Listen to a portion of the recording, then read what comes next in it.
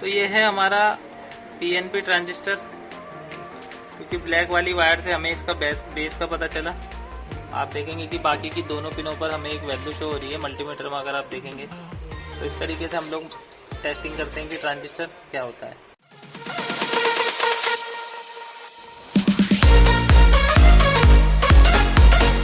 Hello दोस्तों, welcome back to our YouTube channel. Friends, आज की वीडियो में हम लोग जानेंगे कि हमारे डेस्कटॉप और लैपटॉप के मदरबोर्ड में ट्रांजिस्टर हमारे किस तरीके से दिखते हैं, किस तरीके से आप उनको पहचानोगे और वो किस तरीके से काम करते हैं। तो बने रहिए वीडियो में, आपकी बहुत सारी क्वेरीज हमारी आज क्लियर हो जाएंगी इस वीडियो में। अब शुरू से तो सबसे पहले हम बोर्ड में देखेंगे, ये हमारा एक लैपटॉप का बोर्ड है, ठीक है जी। तो इस बोर्ड में हम देखेंगे कि हमारे ट्रांजिस्टर किस किस तरीके से आपको बोर्ड में देखने को मिलेंगे। तो आप देखेंगे सबसे पहले हमारे बोर्ड में एक लेटर लिखा हुआ है यहाँ पे Q। तो Q क्या है? हमारे ट्रांजिस्टर का डिनोटिंग लेटर है। जहाँ भी बोर्ड में आपको Q, U और V दिखेगा, दैट्स मीन कि वहाँ पे हमारा ट्रांजिस्टर का यूज़ होता है। तो यहाँ पे आप देखेंगे कि यहाँ पे हमारा U लिखा हुआ है। तो U अगर लिखा हुआ है तो दैट्स मीन कि यहाँ पर हमारा ये ट्रांजिस्टर लगा हुआ है। तो फ्रेंड्स, और भी देखेंगे हम, यहाँ पे Q लिखा हुआ है, इसमें भी क्या है, ये हमारा ट्रांजिस्टर है। 1 2 3। तो लैपटॉप के बोर्ड में हमारे कुछ ट्रांजिस्टर इसी तरीके से दिखते हैं। डेस्कटॉप के बोर्ड में देखते हैं हम एक बारी। तो डेस्कटॉप के बोर्ड में अगर आप देखेंगे तो ये 1 2 3 बिल्कुल ही सेम है। और इनकी स्टेज होती है इनकी कि हमारे एक SMD शेप में है, जो इनकी शेप है, क्योंकि ये छोटे साइज में होते हैं। सॉलिड स्टेज में होते हैं तो ये बहुत बड़े होते हैं, लेकिन ये हमारे SMD शेप में है। तो हम सबसे पहले जानेंगे कि हमारा ट्रांजिस्टर NPN है या PNP है। इनमें से कौन सा ट्रांजिस्टर हमारा NPN है और कौन सा PNP है, ठीक है। तो इसको जानने के लिए सबसे पहले हम जानेंगे कि हमारे जो ट्रांजिस्टर होते हैं उनकी 3 पिनें होती हैं। एक हमारी बेस की होती है, एक एमीटर की होती है और एक कलेक्टर की होती है, ठीक है जी। तो ये जो हमारी 3 पिनें होती हैं, एक हमारी बेस की होती है, एक हमारी एमीटर की होती है, एक हमारी कलेक्टर की होती है, ठीक है। 2 तरह से हमारे ट्रांजिस्टर होते हैं।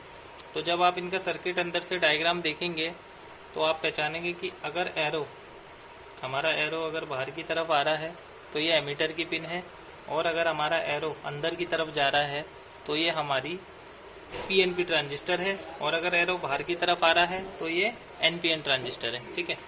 लेकिन बोर्ड के ऊपर तो कहीं भी एरो वगैरह हमें नज़र आते नहीं है, हमें तो खाली 3 पिनें दिखती हैं। तो एक शॉर्टकट है कि हम किस तरीके से बोर्ड पे पहचानेंगे कि हमारा ट्रांजिस्टर NPN है या PNP। तो सबसे पहले आप मल्टीमीटर को बजर पे सेट कर लेंगे, जैसा कि मैंने कर रखा है अपने मल्टीमीटर को बजर पे सेट, ठीक है। बजर पे सेट करने के बाद हम ट्रांजिस्टर को जब चेक करेंगे तो सबसे पहले मैं ब्लैक प्रॉप को देख लेता हूँ और मानता हूँ कि भाई ये हमारा बेस है। मैंने माना कि ये हमारा बेस है। तो आप देखना मल्टीमीटर में कुछ वैल्यू शो हो रही है। तो मैंने माना कि ये जो ब्लैक वाली ये वाली पिन है ये हमारी बेस की है। तो मैंने एक बार इस पे रखा तो आप देखेंगे 438 की मुझे एक वैल्यू शो हुई। अब मैंने जब दूसरी पिन पे रखा तो 580 की वैल्यू शो हुई, ठीक है जी। दोबारा देखते हैं। एक पिन पे मुझे वैल्यू मिली 438, एक पे मिली मुझे 580, ठीक है जी। तो इसमें से जहां भी वैल्यू ज़्यादा है, जैसे कि सबसे पहले हम जानेंगे इनमें से बेस की पिन कौन सी है। तो बेस की पिन हमारी वही होती है जिस पे बाकी की दोनों पिनों पर हमें वैल्यू शो हो जाए, दैट्स मीन कि वो हमारी बेस की पिन है। तो आप देखेंगे मेरे को बेस की पिन इस वाले पे मिली, इस वाली पिन से मेरे को बाकी की दोनों पिनों पर वैल्यू शो हो रही है, दैट्स मीन कि हमारी बेस की पिन है। अब जहां भी वैल्यू ज़्यादा शो होगी, जैसे कि आप 580 देखेंगे ज़्यादा है, तो ये हमारी एमीटर की पिन है। और यहाँ पे देखेंगे आप तो यहाँ पर वैल्यू है 438, यानी कि ये कम है, तो ये हमारी कलेक्टर की पिन है। तो आपने देखा कि ये हमारी जिस भी पिन से बाकी की दोनों पिनों पर वैल्यू शो होती है वो हमारी बेस की पिन होती है। जिस पिन पर ज़्यादा वैल्यू आती है वो हमारी एमीटर होती है।